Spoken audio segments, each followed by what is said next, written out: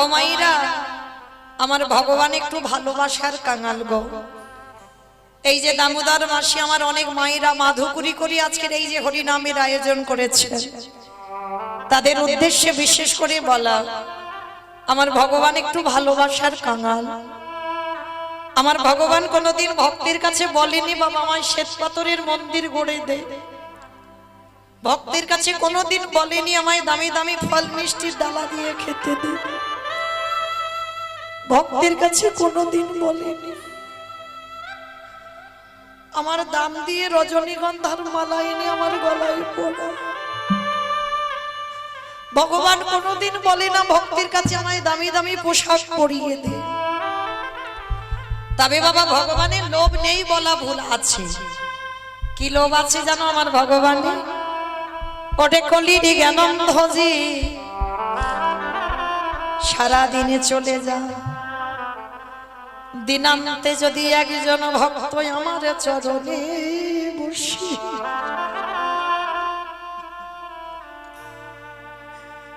যদি একেবারে নয়নের জলে কৃষ্ণ তোমার ফুলামে বলি,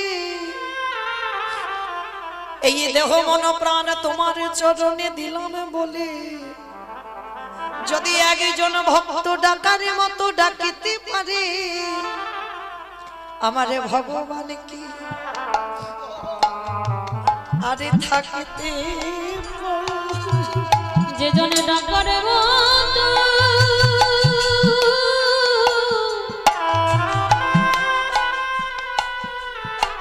ডাকার মতো ডাকিতে পারে আমার ভগবানকে থাকিতে পারে। তাহলে ডাকার মতো যদি ডাকা যায়, ভালোবাসার মতো যদি বাসা যায়, ভগবান থাকতে পারেন না। ও মাইরা ভগবানের কেউ আপন নয়, কেউ পর নয়।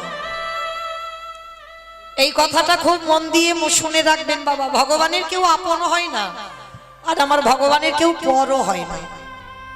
যে ভালোবাসার মতো বাঁচতে পারবে ভগবান তার হয়ে যায়। ভগবানের কেউ আপন হয় না মা। যদি বলো এই কথাটা আমার কথা নয়, যেদিন মহাভারতে বাবা কুরুক্ষেত্রের মাঠে মাতা গান্ধারী হাতে মশাল জেলে পাগলিনীর মতো মা গান্ধারী কেঁদে বেড়াচ্ছেন। পাগলিনীরা যেমন ঠিক কাঁদে, পাগলিনীর মতো কাঁদছে আর বলছে দুর্যোধন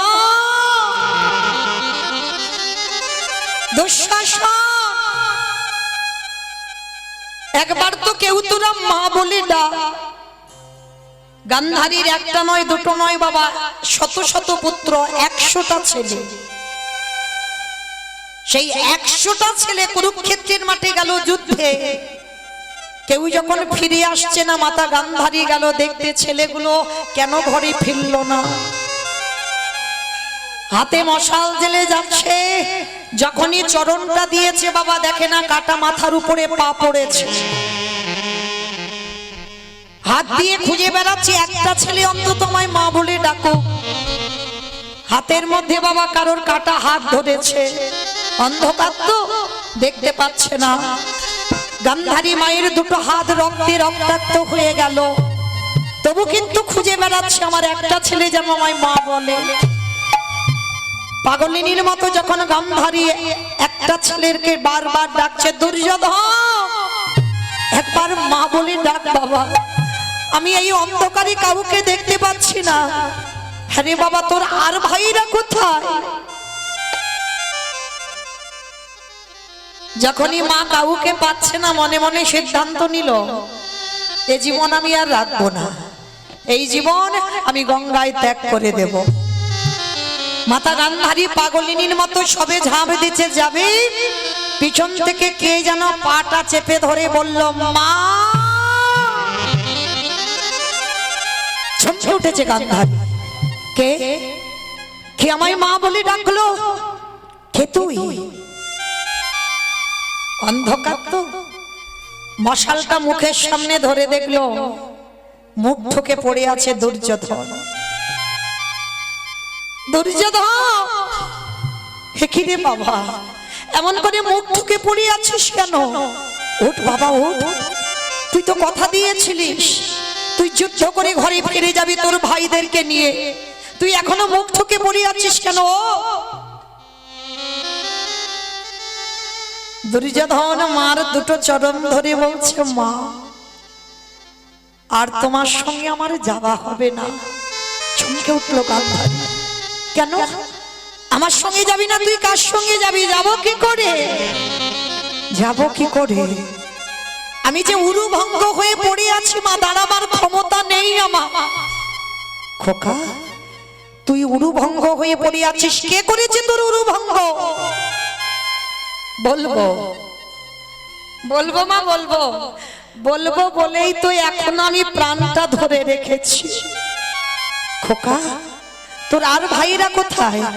আর কোনো ভাইদের তো দেখতে পাচ্ছি না, কারো সারা শব্দ পাচ্ছি না, তারা কো নেই মা। আমার একটাও ভাই বেঁচে নেই, একটা একটা করে তোমার ৯৯টা ছেলেকে হত্যা করেছে। খোকা খোকা, আমার ৯৯টা ছেলেকে হত্যা করলো কে? বলবো মাগো, ওই নামটা বলে যাবার জন্য এখনো আমি আমার প্রাণটা ধরে রেখেছি। জানো মা, ওরা ছিল ৫ জন আর আমরা ছিলাম ১০০ জন। দুপক্ষকে খেলাবার জন্য একটা রেফারির প্রয়োজন হয়েছিল। আর জানো মা, ওই একটাই রেফারি এক পক্ষ হয়ে আর এক পক্ষকে হারিয়ে দিয়েছে। গান্ধারী বারবার বলছে, খোকা তুই তার নামটা বল। বলবো মা, আমি নামটা বলবো বলেই তো এখনো প্রাণটা ধরে রেখেছি। বল বাবা। মা, তুমি কথা দাও, নামটা শুনবার পরে তাকে তুমি ছেড়ে দেবে না? না বাবা, আমি তোর অঙ্গ স্পর্শ করে কথা দিলাম যে আমার ৯৯টা ছেলেকে হত্যা করেছে, যে তোর উরুভঙ্গ করেছে, আমি কখনো তাকে ছাড়বো না। কিন্তু তুই একবার নামটা আমায় বল। বলবো। আচ্ছা বাবা, আপনারা ভালো করে ভাবেন, গান্ধারী কি সত্যি জানে না সে কে? খুব ভালো করে জানে, তবু কেন বারবার দুর্যোধনকে বলছে, খোকা তুই একবার নামটা বল? কেন? কারণ প্রাণ পাখিটা যাবার আগে এই জিহ্বাতে যদি একবার কৃষ্ণ নাম উচ্চারণ হয়, সারা জীবনে তুমি যত পাপ কর্ম করেছো সমস্ত পাপ কর্ম একটা নামে ধুয়ে মুছে যায়। নিতাই গৌর প্রেমানন্দে হরি বল। তাই তো গান্ধারী বলছে, খোকা তুই একবার নামটা বল। বলবো বলবো মা, বলবো। তবে জানো মা, এই মহাভারতে সবাই ভালো হয়ে গেল, সবাই ভালো হলো। জানো মা, কোন মায়ের সন্তান হলে ছেলের নাম যুধিষ্ঠির, ভীম, অর্জুন, নকুল, সহদেব রাখে, কিন্তু কোন মা ছেলের নাম দুর্যোধন রাখতে চায় না, ভয় পায়, ওই নামটাকেই ভয় পায়। কিন্তু বলো তো মা, জন্মের সঙ্গে সঙ্গে কি কেউ খারাপ হয়ে জন্মায়? জন্মায় না তো। আমিও খারাপ ছিলাম না মা, কোনোদিন খারাপ ছিলাম না। এই সমাজ আমাকে খারাপ করে দিয়েছে, এই সমাজের মানুষ আমাকে খারাপ করে দিয়েছে। জানো মা, আমি ছোটবেলায় যখন খেলা করতে যেতাম, আমার বন্ধুদের মারা এসে বলতো, কেউ দুর্যোধনের সঙ্গে মেলামেশা করবি না, ও ছেলেটা ভালো নয়, ও ছেলের সঙ্গে যে মেলামেশা করবে ও ছেলে খারাপ হয়ে যাবে। জানো মা, সকাল থেকে আর সারাদিন যতক্ষণ খেলতাম, আমার বন্ধুদের মারা সবাই বলতো আমি ভালো ছেলে নয়। মাগো সারা জীবন যে ভালো হলো না, আর আজকের আমি মৃত্যুর সময় ভালো হতে চাই। তবে শুধু তোমাকে আমি একটা কথা বলে যেতে চাই, জানো মা, কুরুক্ষেত্রের মাঠে সবার চরিত্র ভালো হয়ে গেল, কিন্তু ভালো করে বিচার করে দেখো তো মা, একটা ছেলে গুরুদেবের মূর্তি তৈরি করে অস্ত্রবিদ্যা শিখেছিল জঙ্গলে। গুরুদেব তাকে চরণে ঠাঁই দেয়নি, যার জন্য গুরুদেবের মূর্তি তৈরি করে তার চরণে বসে গুরু জ্ঞানে সেবা করে অস্ত্রবিদ্যা শিখেছিল। আর গুরুদেব যখন জানতে পারল যে বড় বীর হয়েছে শিষ্য, তখন এসে দক্ষিণা স্বরূপ তার বৃদ্ধ আঙুলটাকে কেটে নিয়েছিল।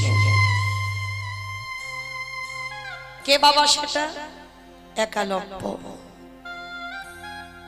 যখন অষ্টগুরু দ্রোণাচার্য বুঝতে পেরে গেল যে অর্জুনের থেকে বাবা অধিক বীর একালব্য ছিল, কিন্তু একালব্যকে তো বীর করলে হবে না, আমার অর্জুনকে বীর করতে হবে। আর তার জন্য দক্ষিণা স্বরূপ ওই ছোট্ট ছেলেটার আঙুলটাকে কেটে নিল। কেন? ওই আঙুলটা যদি কেটে নেওয়া হয় ভালো করে তীর চালনা করতে পারবে না। দক্ষিণা স্বরূপ কেটে নিল। বলো না মা, মহাভারতে তারাই সবাই মহান ব্যক্তি হয়ে গেল। সত্যি কি এরা ভালো কাজ করেছিল? করেনি তো। তাহলে মহাভারতে তারাই মহান, আর শুধু একা দুর্যোধন খারাপ হয়ে গেল। মা, আমি জীবনে যখন ভালো হইনি, আর মরার আগেও আমি ভালো হতে চাইনি, তবে কথা দাও মা, যে ছেলেটার জন্য তোমার ৯৯টা ছেলে প্রাণ হারালো, আজকের আমি উরুভঙ্গ হয়ে পড়ে আছি, কথা দাও মা তুমি তাকে ছেড়ে দেবে না। গান্ধারী বলছে, খোকা তুই একবার তার নামটা বল। বলবো মা, বলবো। মাগো তুমি তাকে চেনো, তুমি তাকে জানো, তুমি তাকে দেখেছো, তুমি তাকে ভালোবাসো। খোকা তাকে চিনি, জানি, দেখেছি, ভালোবাসি, সে কে? তুই নামটা তো একবার বল। মা গান্ধারী চাইছে ছেলেটা মরার আগে যেন কৃষ্ণ বলে মরে। বারবার বলছি, খোকা তুই নামটা একবার বল। বলবো, বলবো মা, বলবো, বলবো বলেই তো বেঁচে আছি। তবে তুমি কথা দিচ্ছ কিন্তু তাকে ছেড়ে দেবে না। শোনো মা, যে ছেলেটাকে তুমি ভালোবাসো, যে ছেলেটাকে তুমি চেনো, যে ছেলেটাকে তুমি সামনে থেকে দেখেছো, সে আর অন্য কেউ নয়। খোকা তুই নামটা একবার বল, তুই নামটা বল, যার নাম হলো কৃষ্ণ। কৃষ্ণ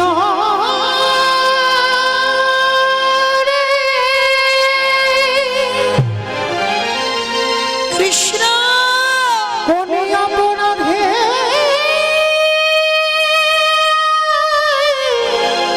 পুত্র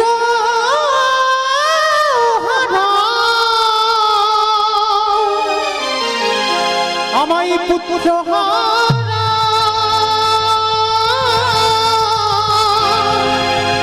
করে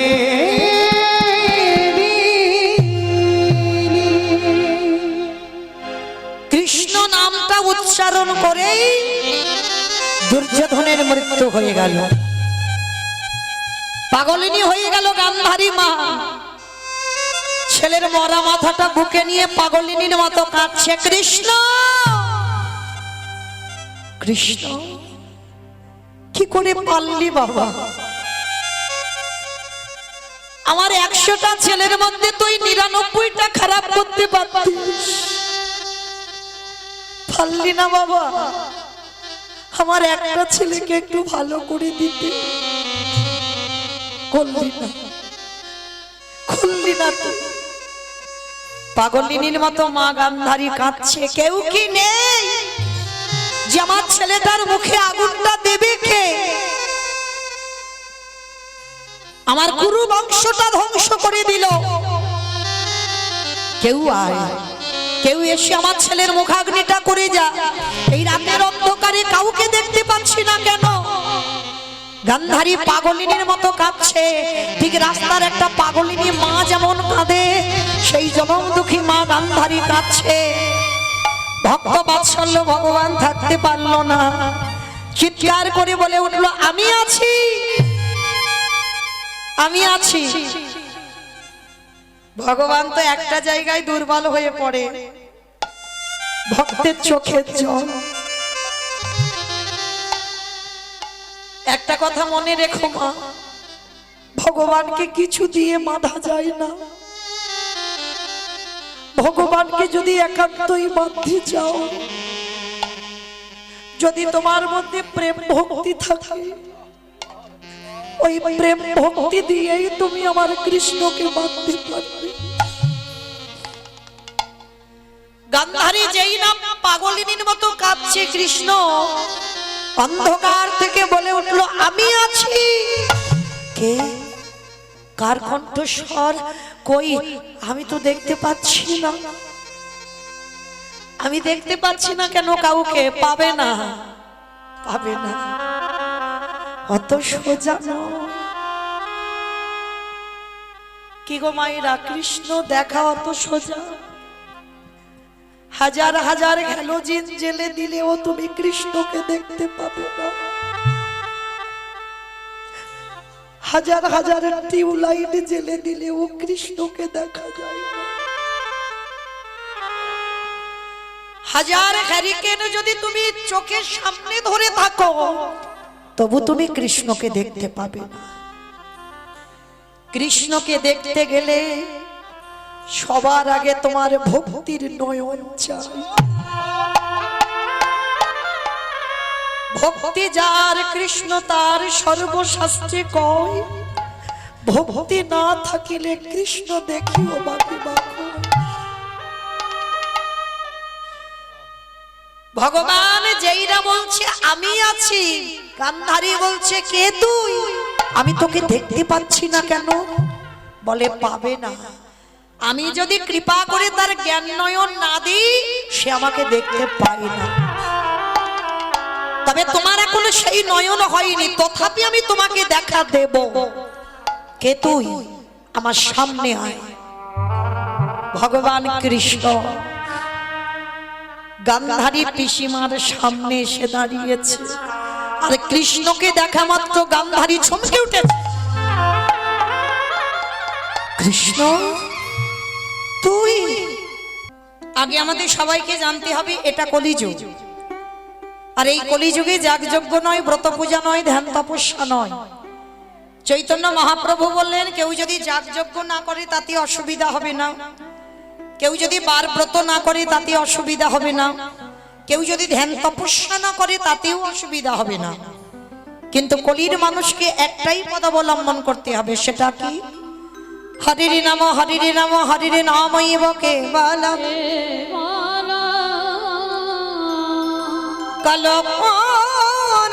কল্পনাস্তেব নাস্তেব নাস্তেব গতিরান্যথা।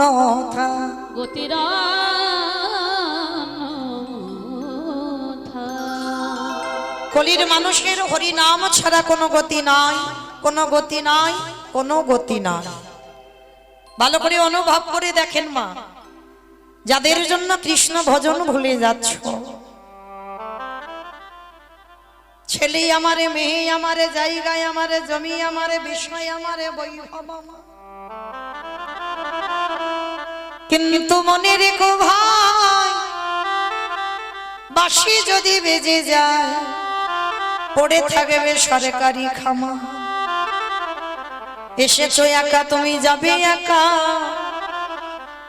যেদিন এসেছিলে বাবা, সেদিন আমাদের পরনে কেউ একটা সুতো দিয়ে আনেনি, আর যেদিন ভব ছেড়ে চলে যাব, এই সংসার আমাদের সাথে কিছু দিয়েও পাঠাবে না। তাহলে এলাম খালি হাতে, যেতে হবেও আমাদের খালি হাতে। হ্যাঁ গো, কিসের জন্য কৃষ্ণ ভজন ভুলে যাচ্ছ? মনে রেখো মা, যাদের আগলে বসে আছো না, যাদের জন্য তুমি কৃষ্ণ ভজন করতে পারছো না, যাদের জন্য তুমি সারা দিনের মধ্যে একবারও গৌর প্রাণ কৃষ্ণ বলে কাঁদতে পারছো না, শেষের দিনে তোমার কেউ সঙ্গী নয়। ও যে যতই বলুক না কেন, বাবা আমি তোমায় জীবন দিয়ে ভালোবাসি, আমি তোমায় প্রাণ দিয়ে ভালোবাসি, কেউ তোমারই ভালোবাসে না। পৃথিবীতে যা যা কিছু দেখছো বাবা সব অনিত্য। যেটা আজকের আছে তোমার, সেটা কালকের অন্য কারোর হবে। তাহলে যে বস্তু তুমি সারা জীবন ধরে রাখতে পারবে না, সেটা তোমার কি করে হলো? তাহলে এই পৃথিবীতে যা যা কিছু দেখতে পাচ্ছ কোনোটাই তোমার নয়, সব অনিত্য বস্তু। আর নিত্য বস্তু যদি থাকতে হয়, সেটা হলো আমার গৌর গোবিন্দ চরণ। বেলা যে বয়ে যাইব, প্রতিদিন সকাল বেলা সূর্য ওঠে, দুপুর বেলা সূর্য একেবারে আকাশের উপরে থাকে, সেই সূর্য পশ্চিম আকাশে বিকেল বেলা ঢলে পড়ে। দেখেন আমাদের জীবনে প্রত্যেকের একদিন সকাল বেলা ছিল কি বাবা? সকাল বেলা ছিল না প্রত্যেকের জীবনে? আমাদের বাল্যকাল, সেই বাল্যকাল গড়িয়ে গড়িয়ে এলো আমাদের যৌবন কাল। এই যৌবন কালে বাবা রক্ত গরম হয়ে থাকে, আর যখন সূর্য দুপুর বেলা একেবারে মাথার উপরে থাকে না, তখন বাবা এত তেজ হয় সূর্যের, যে সেই সূর্যের তেজ সহ্য করা যায় না। তাহলে আমাদের দুপুর বেলা সম যৌবন কাল, আর সেই যৌবনের পাল্লায় পড়ে আমরা সবাই সংসারে আবদ্ধ হলাম। কিন্তু মহাপ্রভু বলছে সংসার করবি কলিযুগে সংসার ধর্ম বড় ধর্ম। কিন্তু সংসারের মধ্যে থেকেও সারা দিনের মধ্যে যদি আমার একজন ভক্ত ওই নয়ন জলে বক্ষ যুগলে ভাষায় হা কৃষ্ণ প্রাণ কৃষ্ণ তোমার গোলাম বলে, যদি একজন ভক্ত ডাকার মতো ডাকাতে পারি, আমার ভগবান পৃথিবীর যেখানে থাকুক না কেন, সে যে ভক্তের দ্বারে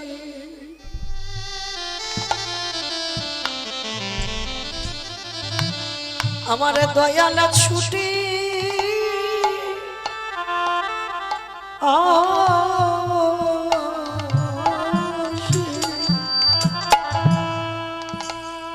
যে জনে হা কৃষ্ণ বলে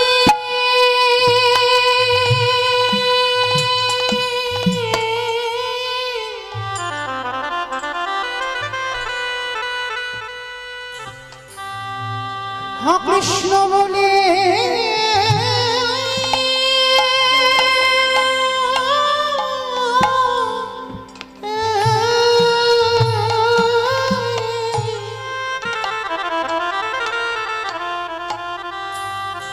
যে জনে হা কৃষ্ণ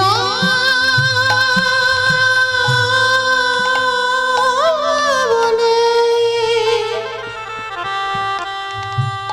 একেবারে ডাকার মতো ডাকিতে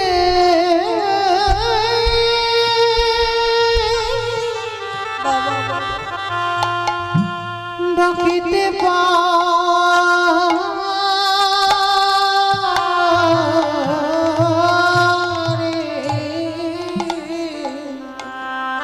সেই ভক্তে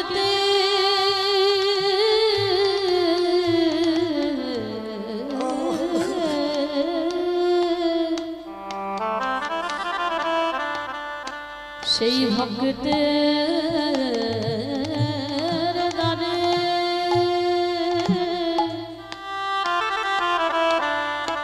দাঁড়ে ছুটে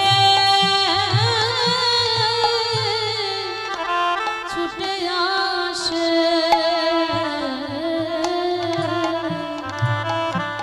ওগো যে জন দেহ মন প্রাণ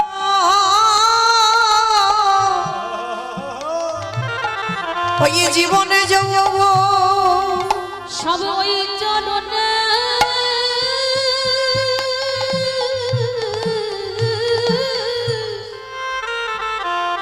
সপে দিয়েছে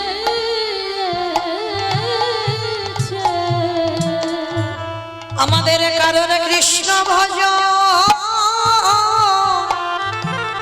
ভজন হলো না কৃষ্ণ বলে বলে এইভাবে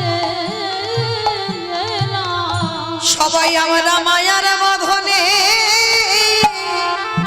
বন্দী হলাম শুধু করে মরলাম। দয়াল আমার মত পাপী হরে কেহ বলে এইবার উদ্ধার করো মোরে। ওগো তুমি বিনে আমার গতি নাই বলে তুমি তো আমার পিতা বন্ধু ভাই। আমি তোমার ঘাটে এসে আমি দাঁড়ায় রইলাম ভগবান রহে দয়াল হরি। ওগো তুমি বিনে আমার গতি নাই বলে তুমি তো পারে করতে যেন চরণ ছাড়া ছাড়া করো না আস্তে। তুই আমার ছেলের মুখে আগুন দিবি ভগবান হেসে যাচ্ছে পিসিমাকে দেখে এক জনম দুঃখী মা পুত্রহারা জননী কাঁদছে আর আমার কৃষ্ণ হাসছে গান্ধারী হেসে বলল কৃষ্ণ তোর লজ্জা করে না আমি পুত্রহারা জননী আমি কাঁদছি আর আমাকে দেখে তুই হাসছিস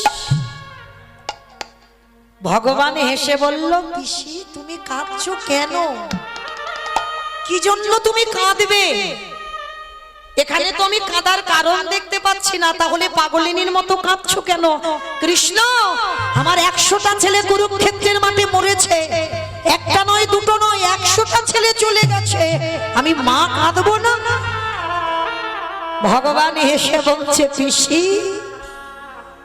কে বললো 100টা ছেলে তোমার ভালো করে তুমি তোমার জীবনের ইতিহাসটা একবার ভেবে দেখো সত্যি কি তোমার 100টা ছেলে সত্যি যদি তোমার হবে তাহলে তোমারে কাঁদিয়ে যাবে কেন কৃষ্ণ আমি অত শত বুঝি না তোর ঘোর প্যাচের কথা আমি মানি না শুধু এটুকু জানি আমার 100 ছেলে মরেছে না পিসি তোমার 100 ছেলে মরেনি চোরের ধন বাটপাড়াই নেয় তুমি চুরি করেছো তাই তো তোমার 100টা ছেলে চলে গেল